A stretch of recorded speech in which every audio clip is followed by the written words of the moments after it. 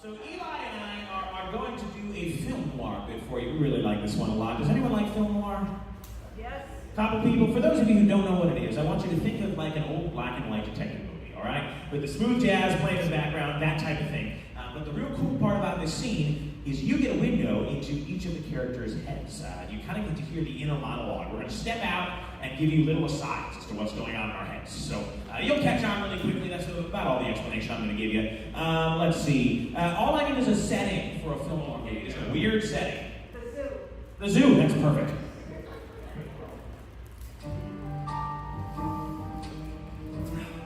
Well, I'm head ranger at the Cincinnati Zoo in, Cincinnati, Ohio, and we had our newest trainee. He didn't realize that he shouldn't try to pet the alligators. And, I was afraid he was going to get too close to, any number of apex predators.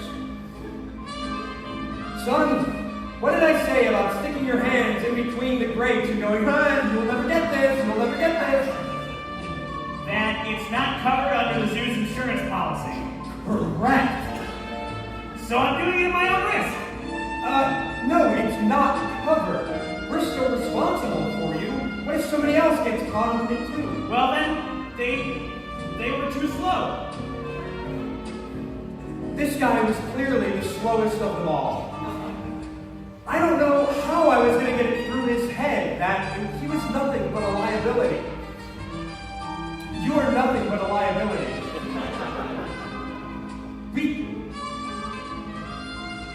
That was a very big word. Liability. I hadn't the slightest idea what it meant. I wasn't really here to play with the alligators. I wasn't here to be a zookeeper. No. When I was in the 6th grade, I lost a hamster, a pet hamster. And my mother always said that this pet hamster, the pet hamster couldn't have died. He was off in the zoo. The Cincinnati Zoo. Now, we didn't live in Cincinnati, we lived in Maine, and so that seemed very far away. But now that I'm a 24-year-old man, I finally made it to the Cincinnati Zoo. But I had to sneak in, so I pretended to be employed here. By pretended, I mean I put in an application interview and got the job. I don't care if I lose my hand. I just want to get back to a football. I think we need to start you out somewhere less dangerous. Maybe the rodent section. The rodent section? Yes, that one. They don't bite. The capybaras do bite. Pretty hard. That was another word I didn't know. All right, I guess we'll start over here. Let's go. So, son, how long have you been in the animal taming business? Oh, many years. I've been taming animals as long as I can remember. How about maintaining animals? Mom usually did that part. Was I going to have to be this man's mother?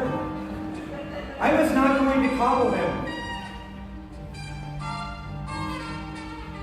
How do you feel about coddling me? I know why that slipped out of my mouth. I suppose I missed my mom. I hitchhiked all the way here from Maine. And I missed her. I missed her so bad. And, I don't know, having someone yell at me and tell me what to do reminded me of my mother. How I missed being coddled. I just needed to get a little furball so I could get back home to my real mother. I needed an expedited process. So that's a big word. I guess I know that one. No, I will not be coddling you. That's fine. That's fine. I'm sorry. I don't know why I said that. I understand. We all get nervous. Now, I'm going to need you to start out somewhere small where you're not nervous. So the rodents will work. We've got capybaras. Okay. We also have the rat cage. Ooh. We have the gerbil cage. And the hamster cage. Now, most of these are actually just live feeds for the animals. They're not actually, for viewing.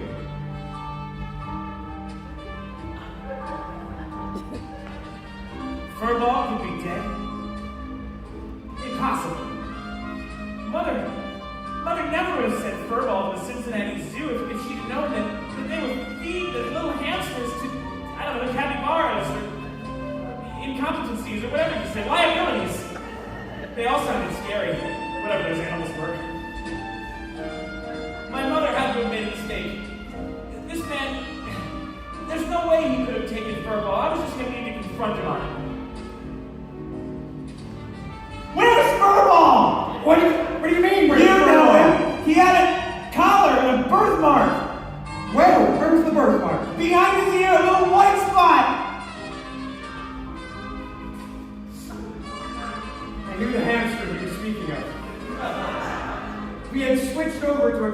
diet for the gorillas, and, well, he was the first victim. I didn't know what to say to him.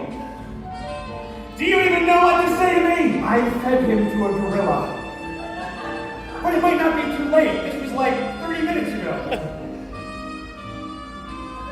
I got into Cincinnati in the nick of time. My poor furball was inside of a gorilla. I was going to need to operate. Bring me to the gorilla. Oh, there it is. Yes, this is Harambe. Here. Give me a tranquilizer. I need to get furball. I don't know if I can trust you with it. Well, no, I really already have one. I don't know if you can be trusted with this, son. Wait! We only use live rounds. And he didn't give me time to tell him. That was a live round! Scrub up! I coddle him now.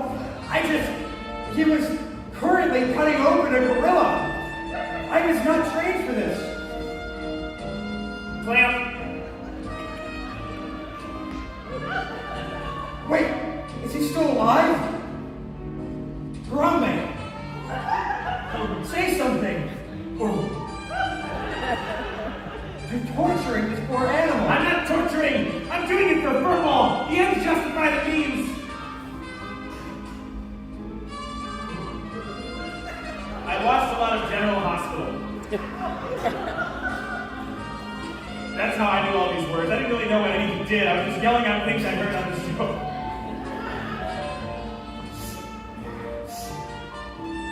Harambe died right there, holding my hand. And, well, I wasn't going to let this guy just get away with murdering a precious, beautiful animal. I'm not going to let you get away with murdering this precious, beautiful animal. Something was telling me he wasn't going to let me just get away with murdering this precious, beautiful animal. I don't know what it was, but it seemed very clear to me. I knew what I needed to do. I needed to sew up Harambe, but with the zookeeper inside. Get in the gorilla! Actually, first let me get out furball. Oh, he's still breathing. Here, stay in my breast pocket. He's a fighter.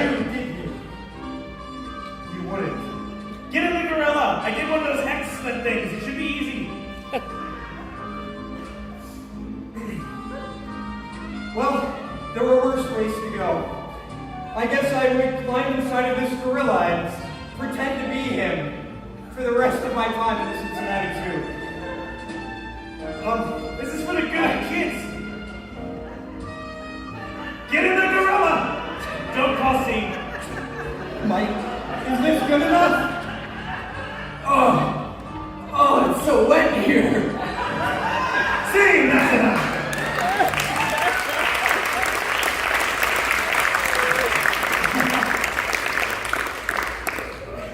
Oh, we like that one a